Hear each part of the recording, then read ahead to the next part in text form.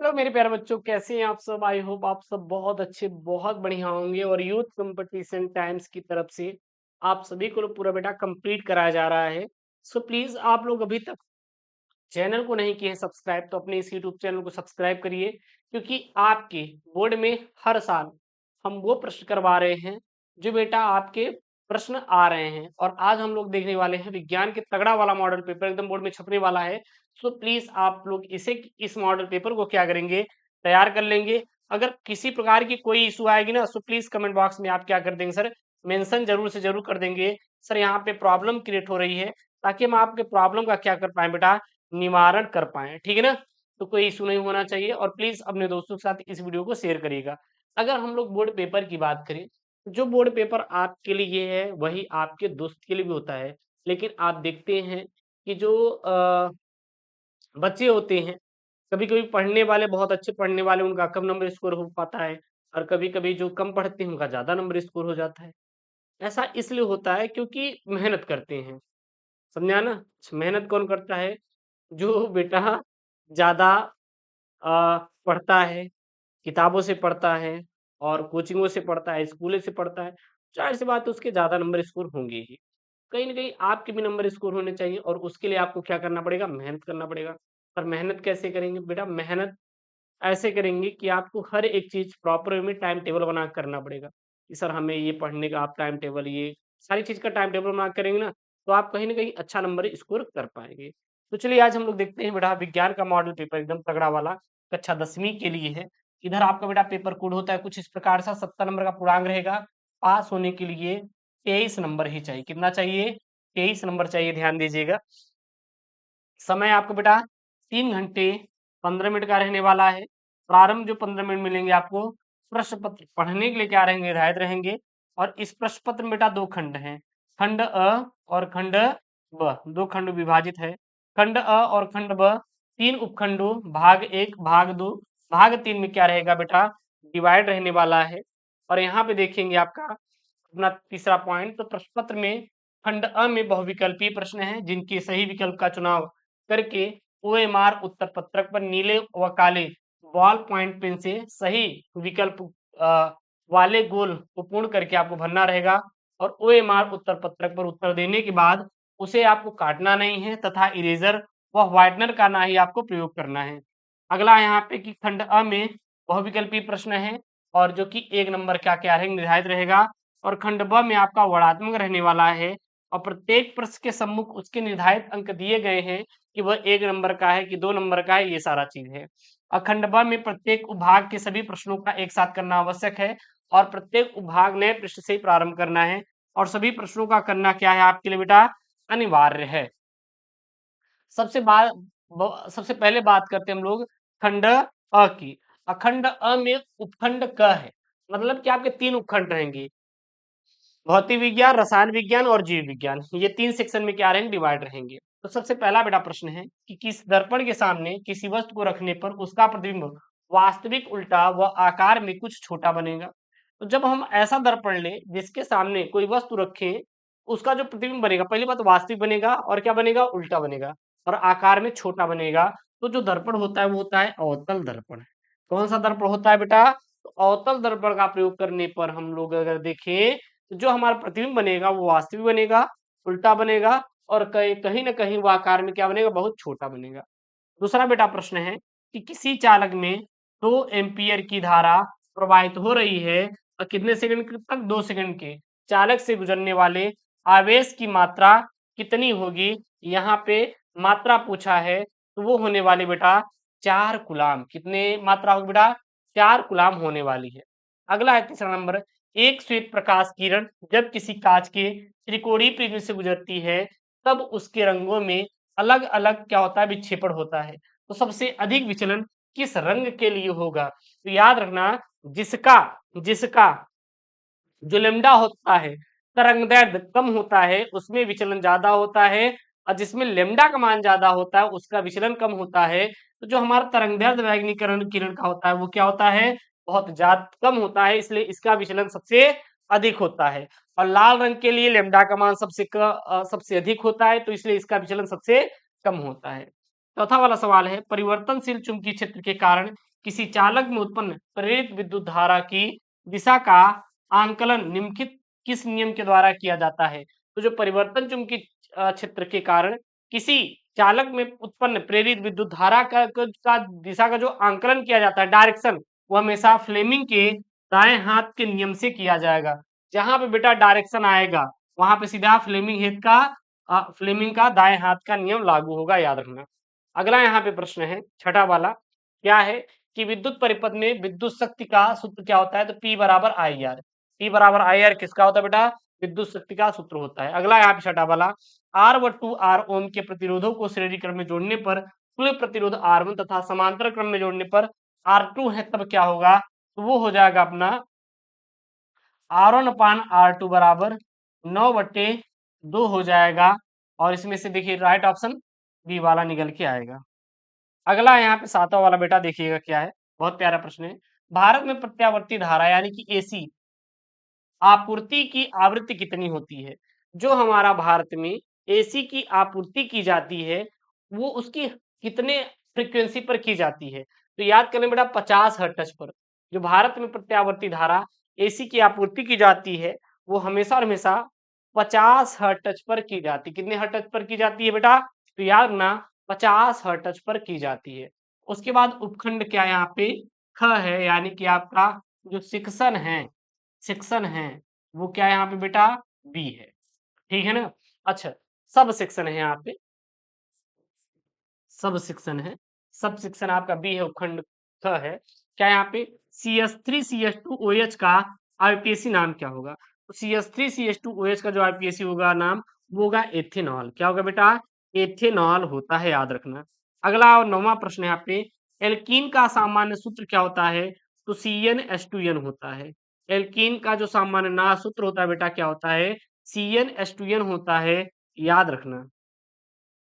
अगला और 10वां प्रश्न है यहाँ पे कि धातु है, मतलब कि बिस्मथ, सिलिकॉन, लिथियम या कार्बन, धातु क्या है? तो जो लिथियम होती है वो क्या होती है? धातु होती है।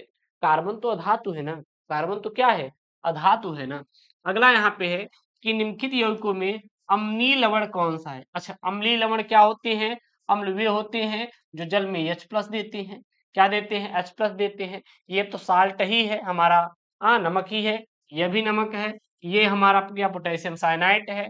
लेकिन यहाँ देखेंगे तो इसको जब डालेंगे तो Na plus H plus SO4 ion में टूटेगा तो ये H प्लस देगा कि नहीं?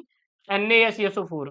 अगला यहाँ पे लेड नाइट्रेट का रासायनिक सूत्र क्या होता है? तो मैंने आपको बताया भी पहले चैप्टर में, लेड नाइट्रेट का रासायनिक सूत्र याद कर लीजिएगा, PbNO3 का होल ट्वाइस। PbNO3 का होल ट्वाइस जो होता है बेटा, लेड नाइट्रेट का क्या होता है? रासायनिक सूत्र होता है। अगला यहाँ पे H2SO4 के टन विलियन का पीएच मान कितना होता है?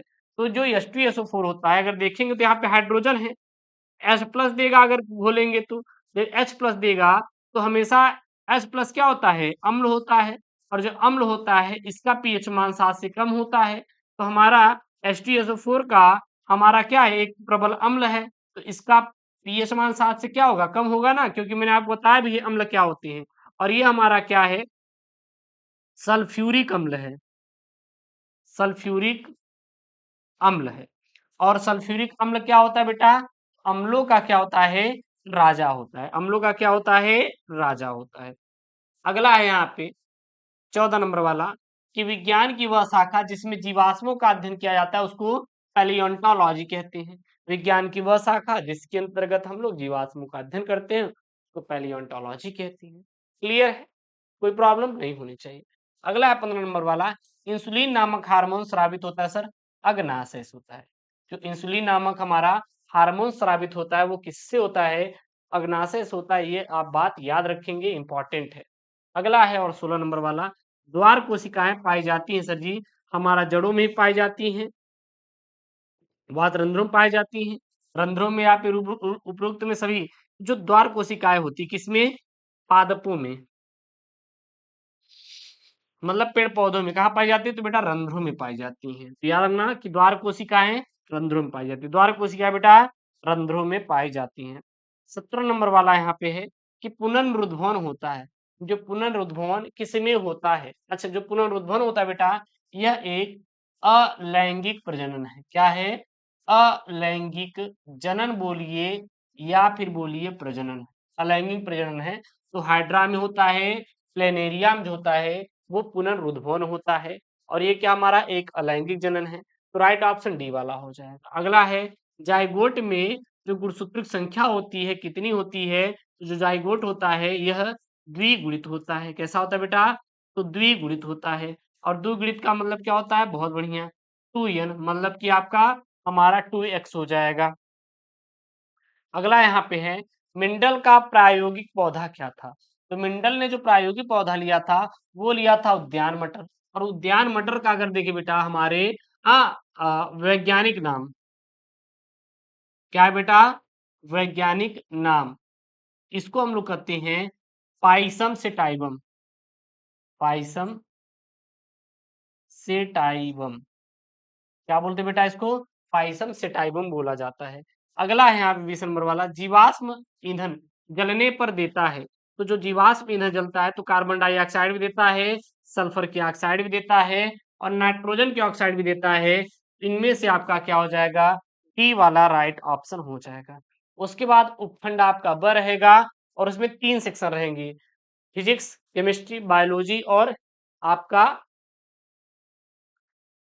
फिजिक्स, केमिस्ट्री, बायोलॉजी, बस 3 ही तो है ना? हाँ, और हम इसको पूरा सॉल्व करा देंगे ना। क्या है वर्णात्मक? देखिएगा पहला प्रश्न बेटा यहाँ पे, एक अवतल, अच्छा फिजिक्स के हैं सभी एक अवतल दर्पण की वक्रता त्रिज्या कितनी है? 40 सेंटीमीटर है। इसके सामने एक वस्तु को 15 सेंटीमीटर की दूरी पर रखते हैं, तो प्रतिबिंब की स्थिति बताइए और इसका किरण आरेख आपको बनाना रहेगा। अगला है दूसरा वाला, किसी प्रिज्म से प्रकाश के विक्षेपण की क्रिया चित्र बनाकर आपको समझाना रहेगा। और फिर तीसरा वाला है कि विद्युत शक्ति से क्या तात्पर्य, मतलब आप क्या समझते हैं? 200 वाट का एक हीटर 250 वोल्ट के मेंस से जुड़ा है, तो गणना कीजिए। तो हीटर में प्रवाहित धारा गणना करना है, और हीटर के तार का प्रतिरोध ज्ञात करना है, और जो ठंड ज्ञात करना है। 10 घंटों में वैवित वैद्युत ऊर्जा आपको फाइंड करनी है।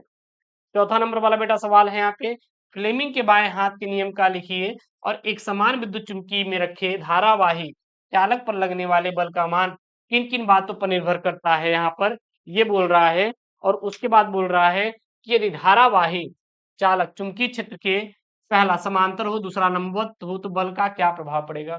अच्छा ये नहीं आ रहा तो हम ही कर सकते हैं कि विद्युत जनित कार्यकारी सिद्धांत क्या है, चित्र की सहायता से इसकी कार्यविधि का स्पष्ट वर्णन कीजिए।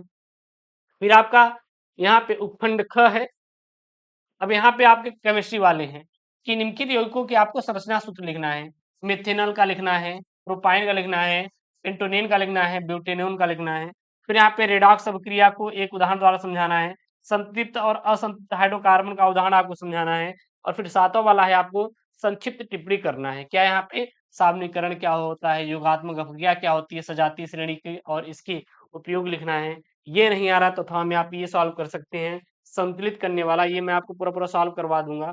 उसके बाद आपका क्या उपखंड ग है, जो कि आपके बायोलॉजी के 4 प्रश्न आएंगे, मतलब सभी में 4-4 प्रश्न आएंगे। क्या यहाँ पे कि 8वां पहला है डीएनए, यानी कि डीएनए का पूरा नाम। तो डीएनए पूरा नाम क्या होता है? याद रखना बेटा, D oxy ribo nucleic acid होता है। और प्रोटीन संश्लेषण कैसे करता है, और पादप हार्मोन्स पर टिप्पणी करना है। 9वां वाला है मनुष्य के दोहरे परिसंचरण तंत्र की व्याख्या करना है। 10वां है मस्तिष्क के कितने भाग होते हैं? अनैच्छिक क्रिया जैसे रक्तदाब, लार का आना तथा वमन किस भाग से नियंत्रित होता है? और 11 नंबर वाला है मानव के मादा जनतंत्र का वर्णन कीजिए। अथवा में ये नहीं आ रहा तो ये कर सकते हैं, जैव निम्नीकरणी एवं अजैव निम्नीकरणी से आप क्या समझते हैं? और इसमें पर्यावरण पर पड़ने वाले प्रभाव का आपको बेटा वर्णन करना रहेगा। ये 6 नंबर का है, ये 4 नंबर का है। तो ये रहा आपका क्लास 10th का जो है बेटा, हम आपको बताए हैं विज्ञान का मॉडल पेपर। और आप लोग ये विज्ञान का मॉडल पेपर रट के पूरा तैयार करके घोल के पी लीजिएगा। कोई इशू आएगा तो प्लीज कमेंट बॉक्स में मेंशन कर देना, सर यहाँ पे इशू है, ताकि हम आपके जो इशू को बेटा दूर कर पाए। आशा करते हैं कि आप लोग बढ़िया होंगे और अपने तैयारी बहुत बेहतरीन तरीके से कर पा रहे होंगे। मिलते हैं नेक्स्ट वीडियो में दोस्तों। थैंक यू, जय Hind, take care, bye bye, love you all.